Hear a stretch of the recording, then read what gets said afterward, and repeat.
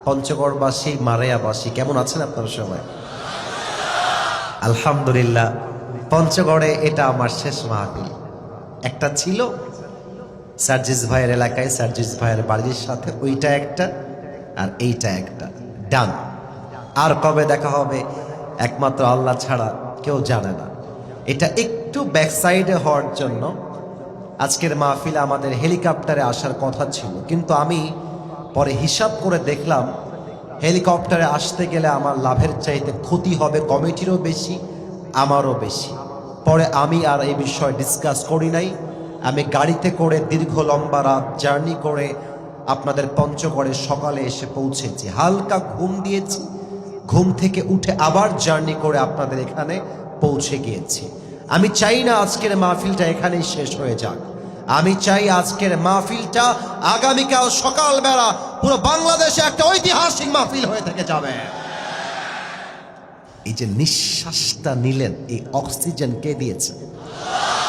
কথা বলছি, এই জবানটা কে দিয়েছে? কথায় কথায় হাত নাড়াচ্ছি, হাত কে দিয়েছে? সকালে নাস্তা খেয়েছেন, এই রিজিকটা কে দিয়েছে? রাতে বাসায় গিয়ে খাবেন, এই রিজিকটা কে দিবে? আল্লাহ বলছে, বান্দা, ওয়ামা মিন দাব্বাতিন ফিল আরদি ইল্লা আলাল্লাহি রিজকুহা। তোর রিজিকের দায়িত্ব আমার, তোর নিঃশ্বাসের দায়িত্ব আমার।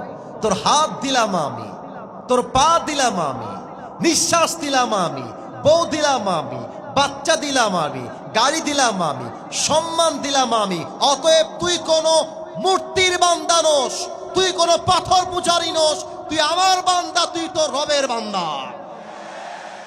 That's why we are the worshipper of Allah subhanahu wa ta'ala. আল্লাহই খাওয়ায়, আল্লাহই জীবন দিয়েছে, আল্লাহই মারবে। আপনারা জানেন গত শুক্রবার জুমার নামাজের পরে ওসমান হাদি নামে একজন যুবককে মাথায় গুলি করা হয়েছে। এখনো সে বেঁচে আছে, বাট মাথা এত সেনসিটিভ জায়গা, এখানে গুলি করলে বেঁচে যায় এমন ইতিহাস খুব কম আছে। বাট ওসমান হাদি বেঁচে আছে কারণ ওসমান হাদির সঙ্গে হাজার হাজার এই জনগণের দোয়া লেগে আছে। ওসমান হাদির মতো যুবককে যদি আপনারা এই দেশে বাঁচাতে চান, গণতান্ত্রিক মানুষের আইন দিয়ে নয়, জমিন যেহেতু আল্লাহ, এই জমিনে পার্লামেন্টে প্রত্যেকটা আইন পাস হতে হবে আল্লাহর কোরআনের সংবিধান দিয়ে। আমার পঞ্চগড়ের ভাই, আমরা কোনো মানুষের আইন মানতে রাজি না। আমি আমার মাহফিলে বলেছিলাম, আল্লাহর জমিন, আইন চলবে আল্লাহ। এক পাতি নেতার গায়ে বেঁধে গেছে, উনি আমার মাহফিলে বাধা দিয়েছেন।